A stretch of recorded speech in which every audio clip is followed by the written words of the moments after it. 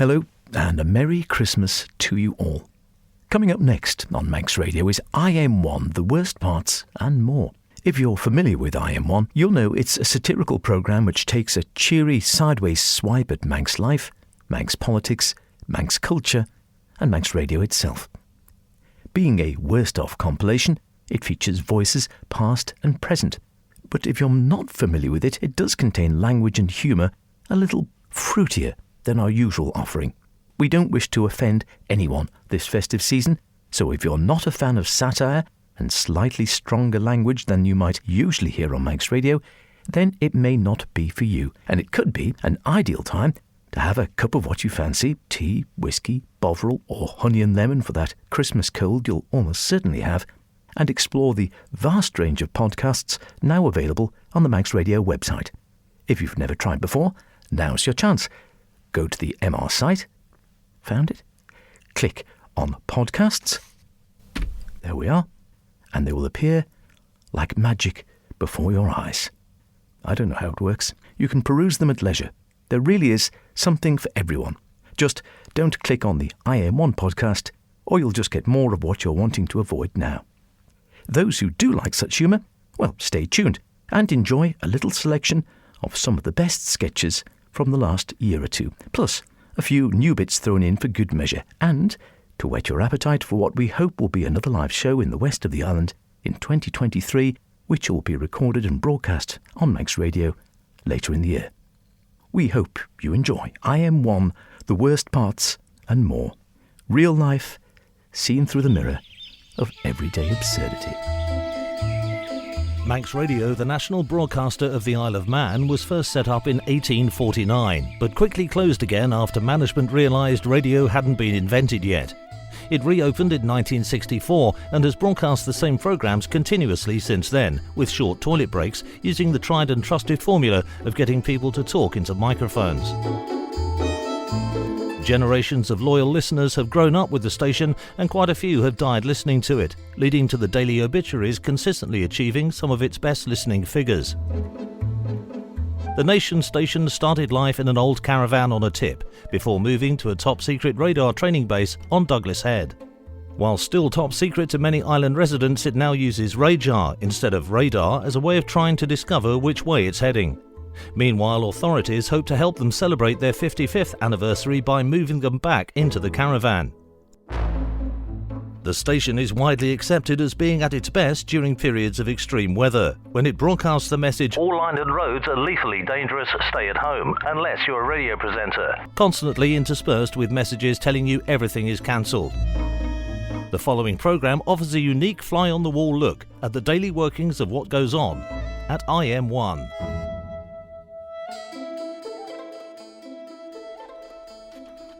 Well, hey, good morning and welcome to Manx Radio Breakfast.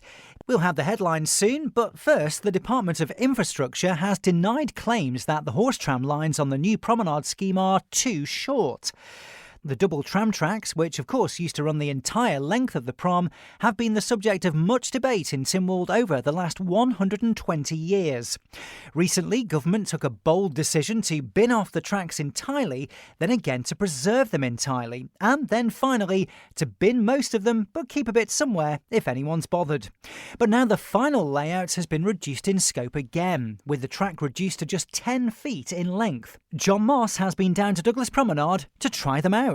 Yes, good morning. While plans for the tram tracks had been agreed by Keys and Tynwald, contractors decided it would be more cost-effective to lay just a little bit of track in the middle of the prom for tram enthusiasts to enjoy. Well, let's try it out. Hello, can I get on? Sure, mate. Hop on. Well, here we are on the Toast Rack Tram, and off we go. End of the line. Everybody off. That'll be $9.50, please, mate. That's it, apparently. Well, let's see what some of the passengers think. What do you think of the new tram service, sir? Well, it's far too short, isn't it? And you, madam? I wouldn't have spent £1,500 on a season ticket if I'd known it'd be this short. You, sir? What? Too short? Off you lanky git. Well, there you have it. A conclusive view, I think you could say. It remains to be seen whether all the friction will lead to the track growing in length. John Moss, Manx Radio, on the prom. Bored, very bored, but I do need the money. Thanks, John. Your cheque is in the post. It's just coming up to news o'clock here on Manx Radio, so let's have some of that lovely news. Any minute. Yes, news. Now. News. Thanks, Moramai Radio News at News O'Clock, Moramai News. It's believed a specialist German firm, which was paid £70 million to remove the rust from the new horse tram rails, is being recalled to the island. Schwindler Limited is to be paid a further £70 million to descale members of the House of Keys. A Tynwald committee set up to imagine new ways to squander public money on bizarre, ill-conceived and generally useless schemes says the investment was seen as a good way to ensure MHKs would be less rusty after years of inactivity. The cleaning process would also allow them to move faster and, more importantly, quieter. The job is said to be more complex as, whilst the levels of rusting are similar to the tram lines, a lot of the MHKs aren't as straight. The Department of Education says there are no policies in place in island schools to support the wishes of children who wish to be identified as amphibians. Manx Radio has learned of students at several of the island's secondary schools wishing to be known as frogs. Lewis Foster reports. The slimy subculture has gained a lot of traction on social media, with many children choosing to adopt frog-like characteristics, such as eating flies, spending a lot of time sitting by ponds, only swimming breaststroke, sitting in the shallow end of the pool during swimming lessons with just their nose and eyes above water, and hopping to school. The DESC says a range of pastoral support is available for students to help prevent them being squashed on the road, decimated by fly mows in long grass, or getting addicted to spawn. Government officers have denied suggestions the island's first miniature greyhound track was a stupid idea. The course in the middle of the road at the bottom of Broadway has been widely criticised, with the MSPCA saying the lanes are too narrow and could make dogs dizzy. The tiny track was installed as part of a 50-year project to make the promenade more suitable for road users, particularly rally and off-road drivers. Although its primary use is a roundabout, the DOI says using it for greyhounds will be an added boost for the booming market in dogging. Manx News Radio News at News O'Clock. Now for some adverts. Worried about rising energy costs? Afraid you won't be able to heat your home this winter? Unable to put food on your table every day? Why not spend this winter in prison for the price of a small misdemeanour dealing low-class drugs, spitting at policemen, pinching hankies from an old lady, or taking a dump on Tynwald Hill? You can receive your own room with ensuite toilet, firm mattress, ready access to educational and medical facilities, and free heating. In fact, everything you can't get outside. So go on, get inside this winter. Go to prison. It's about time. Looks like the Manx gannet has returned early this year. You mean large seabird which dives from a great height into the water to catch fish, then regurgitates them for their young? No, my Rumpy Crackle investment account. Oh, is that like a seabird? It is. Large with slightly curious odour? Yep. Likely to dive very quickly, even from very high levels? Certainly. Contents likely to be a bit fishy? Definitely. Wow. I wish I could afford a Rumpy Crackle gannet account. You can. Can I? I thought it was only for the wealthy. E-gaming workers, financial sector workers, lawyers and civil servants. Ah, you're not one of us then? No. Oh, forget it then. Just stuff your cash under a mattress and hope for the best. Rumpy Crackle gannet accounts can go up as well as down. Some gannets sink and are never seen again. Members of Manx Bird Life need not apply. Fish can be smelly in warm weather. Poor people don't have any money to worry about. Children are a pain in the arse. Chris Sharp is 87. Need someone to do the books? Nikita Bugbear & Co. Want someone to rifle through the accounts? Nikita Bugbear & Co. Looking for someone to have a good laugh at your pathetic margins? Nikita Bugbear & Co. Nikita Bugbear & Co. Your money, our profits. Speaking Manx now with Mish Mercer. Way! Way, wouldn't you? Mish, there's been a lot of talk about the climate emergency of late. What's an emergency in Manx? Well, it's usually the word itty, a word which rhymes with gritty, giving a clue to its earthy roots, literally stony ground, where things are likely to be problematic, particularly parsnips and longer moots. Organic. Oh, aye, yeah. So if we think of the air above the ground, the climate, if you will, how do you express that in local Gaelic?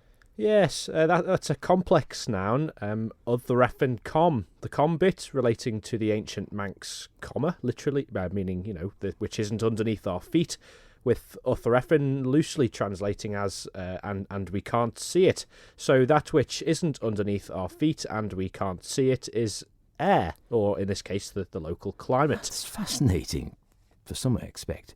Now, if we take the word how, in English, a word I'm fond of for obvious reasons, but in this case as an adverb, but what's that? It's tor, like the guy in Contiki. Tor Hyadal, but not related in any way whatsoever. Yeah. What have you wanted to say, how shall? Well, normally shall would be the word bol, like in bol weevil, but when it follows a word related to the famous 1947 journey of a Norwegian explorer on a raft, it's hyphenated with the K from the word Contiki in memory of the event, so it's a cabal. Is that unique to the Manx language? Oh, well, I think so, wouldn't you? Now, to deal with something, how's that phrase? We're not talking cards here, I assume, so we're back with the complex form, exfroas. And what would be the simple form? There isn't one. Again, a peculiarity of Manx. Never use a simple form when a complex one is available. Yeah. The word with, we've had that preposition before. Yes, indeed. So it's the same here? No. What is it? It's the shortened word set. Shortened? Yeah, well, yes, it did have an extra letter E, but Mona Douglas removed it in 1927 to save time. So if we followed that with the definite article with the. Yes, then it would be followed by the word upyetten. Yeah, yet again, a typical Manx word from the late 17th century, with far more letters than it actually needs. So then, if we were to ask the question, how shall we deal with the climate emergency? Well, it would be talk bollocks for hours, then set up another effing committee. More next time. Got 'em at Glaston? Emu, wouldn't you?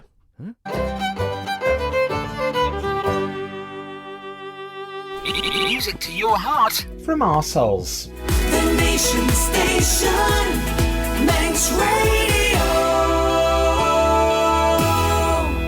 Hello, I'm Andy Wint, and this is the Gamelan Line. 60 minutes of news, views and great traditional music from Bali, Java and Indonesia. Today, Southern MHK Jason Moorhen talks in depth about his 47 questions in this week's Keys sitting, while playing the triangle. We'll have business, or at least news of someone who's changed a desk in an office on Athol Street, the weather read by an annoying toddler, and the sports second with Chris Cave. But first, let's kick things off with Ida Wedawati and the Gamelan classic Sangkur Ratu Kulu Kulu Gangkang Gamelang.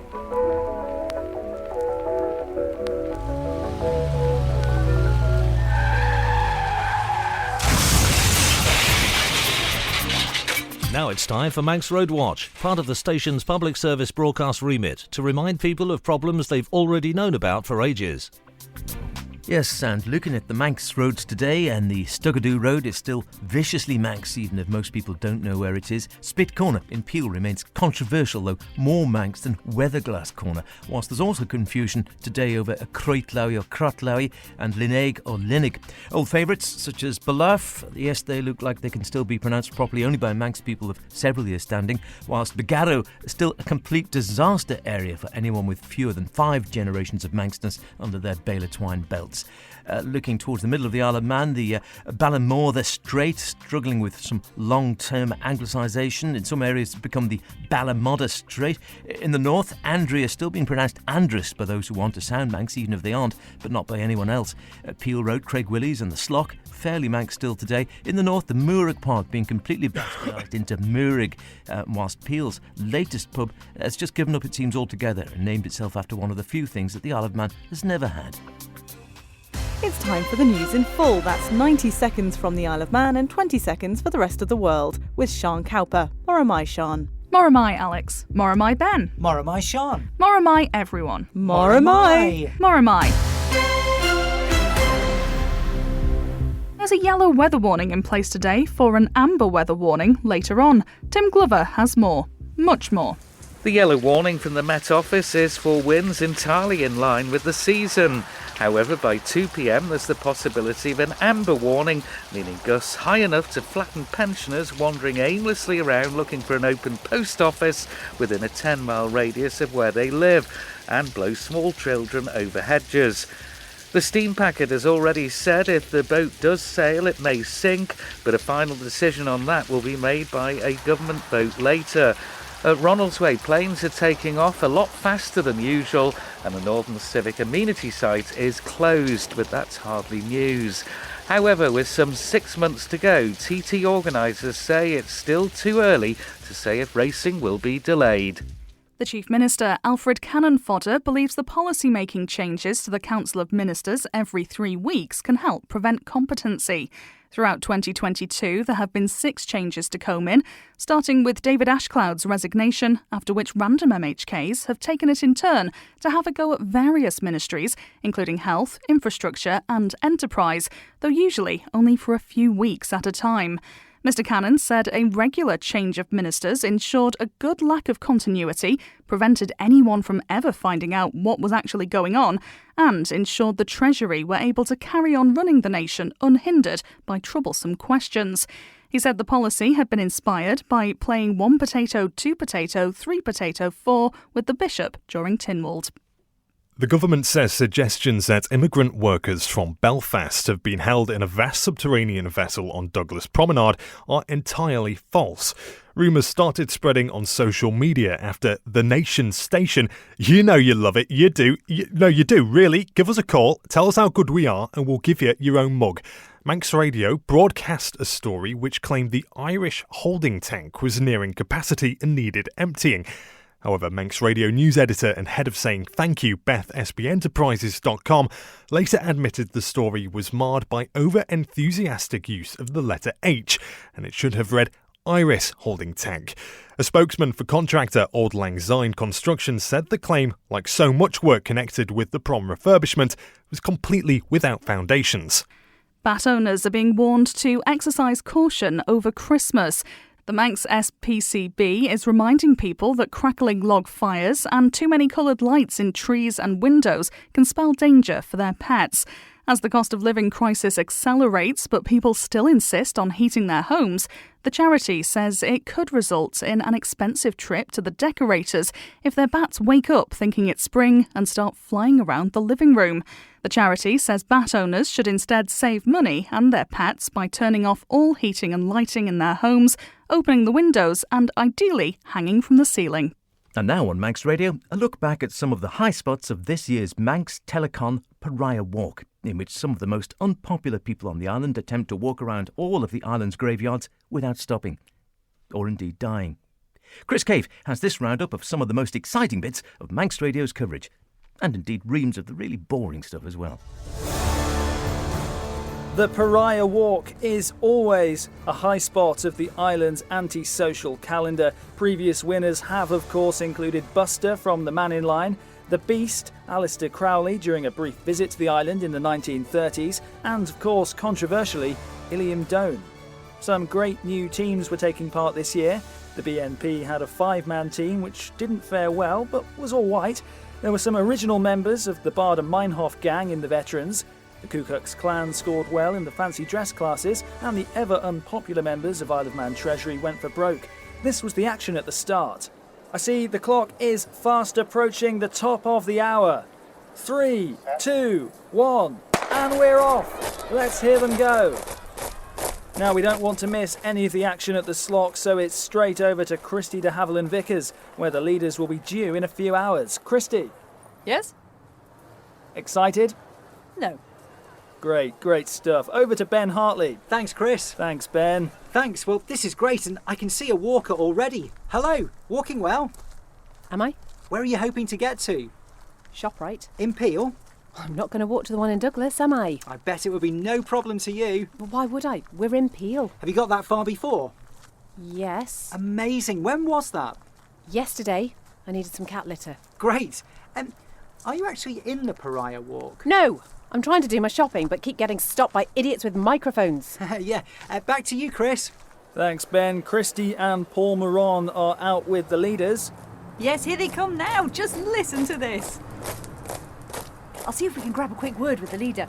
Hello? A couple of words for Manx Radio? Boring and overstaffed? Thanks. Chris. Christy. Chris. Christy. Chris. At the finish, Paul Moran was there to hassle the winner, who was racing for the newly formed Manx Taliban.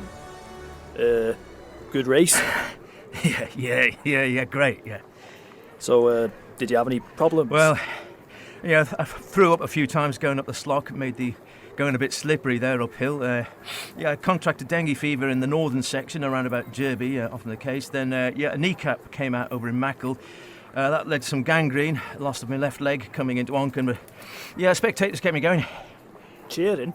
Yeah, that and, offering crutches, splints, keyhole surgery and the like.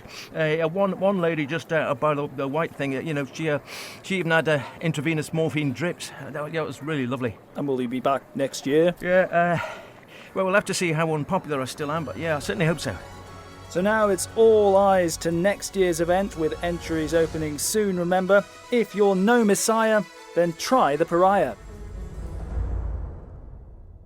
Don't understand quantum mechanics? Nikita Bugbear & Co. Thinking of building your own rocket? Nikita Bugbear & Co. Considering world domination? Nikita Bugbear & Co. Nikita Bugbear & Co. Leaders in everything. Ever. Welcome to the repair shop, where much loved and broken treasures are brought back to life, and a dream team of some of the country's most capable workmen and women, and indeed those who identify as neither, bring their talents to bear on beloved pieces of the island's infrastructure which have been ruined in yet another botched government scheme, utilising expertise widely available in many countries, but seemingly unobtainable on the Isle of Man because we don't want to pay for it to be done properly. First into the repair shop today is Ted Baker, who's brought a lovely Victorian promenade in for the expert civil engineers to have a look at. Hello there, Ted. I'm a proper civil engineer. How can I help you? Oh, hello. Yes, I bought in an old promenade, which many people love, but now, sadly, as you can see, completely shagged now. Oh, that's a shame. Why is that? We, the DOI, have tried to improve it. Let's have a look at it then. Oh, goodness. Well, this has clearly been glorious in its day. You can see the gorgeous crescent shape is still there, and some beautiful Victorian infrastructure remains in place. So what's happened to it? Well, there's been an attempt to modernise it. Oh, dear me. It's not gone too well, has it? When was this done? Well, it was started several years ago, but unfortunately, the longer it's gone on, the worse it's got. You're telling me? It looks like someone started with no clear idea in mind of what they really want, and then have changed their minds in the middle once they realised they didn't have a clue what they were doing. Oh dear, you didn't try to do it yourself, did you? Well, it wasn't just me. It was more of a sort of government collaboration thing. Well, lordy. Just about the worst thing you can do with old promenades like these. You really do need to make sure the work is being done by people who know what they're doing and are sensitive to its cultural history. I mean, what's happened here, look? These old tram tracks are sort of going up and down like a whore's drawers, aren't they? They're the new ones, actually. But they stop in the middle of nowhere. Where's the rest of the track? We thought it might be better if we just stopped it there, de-scoped it, and of course it's cheaper. Oh, Lord, well, thank heavens you didn't try and restore a roller coaster. And what's happened to these lovely old lights which used to pick out the shape of the bay? Are they in storage? No, we threw them away and put in some recycled motorway lampposts from the M25. You threw them away? Oh, it really does go from bad to worse. Though I suppose that does mean you were able to fit sort of electric charging points for the move to electric vehicles in the next decade, yes? Well, what would you like me to do here, Ted? Can you just make it work? Go make it work and all on one level. I'll see what I can do. Basically, we'll widen the road a bit so there's room for the trams and the cars. make sure the tram track actually reaches both ends of the prom, so there's at least an outside chance that people will use it. We'll redo the road surface here so that it's not as pitted as a teenage boy's face. We'll fit some electric charging points along the route so we don't have to dig it all up again in 3 years' time, and swap the old tungsten fairy lights for LEDs. Oh, sounds marvellous. Look, I'll level with you. Will it take long? It's just that I might be going on a prolonged holiday away towards the end of September. Come back and see us in a month or so.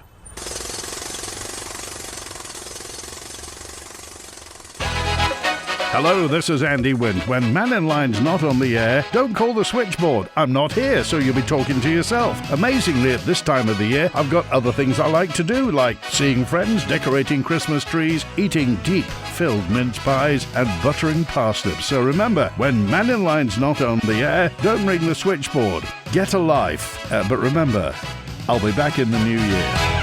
We've all been under a lot of stress in recent times. And sometimes we don't notice how it's been affecting people. Someone you know may be struggling to cope. They may just need to talk. They might need company. They could need someone just to hear their problems. Or buy them a drink, something to eat, and give them some cash. If you think you know someone like this, don't ignore them. 3 little words can make all the difference. Please f*** off. Don't allow yourself to be hassled by others. You've got your own problems to deal with. Just remember, please f*** off. 3 little words. They'll soon get the message.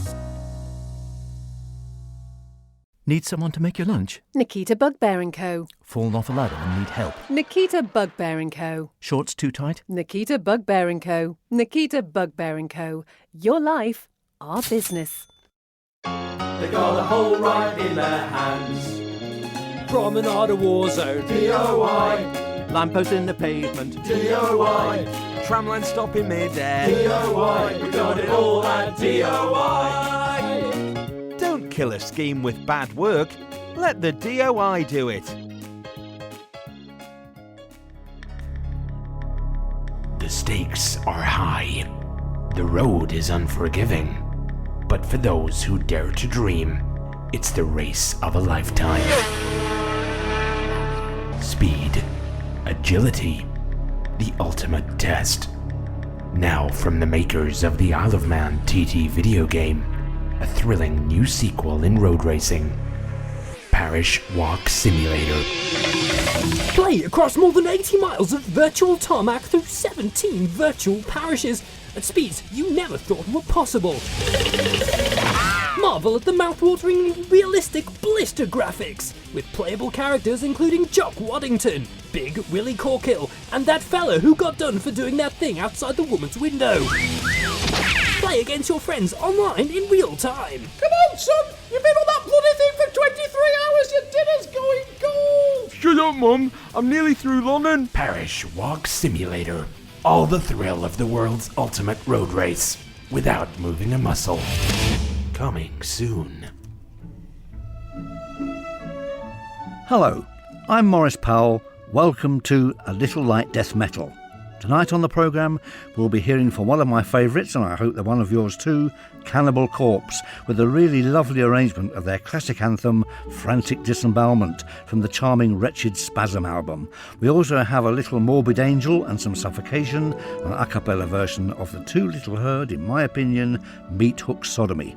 That's from an old LP I have of Butchered at Birth, so stay with me, it's not as kitsch as it sounds. But to get us going this evening, a little Carcass and a stirring rendition of Captive Bolt Pistol.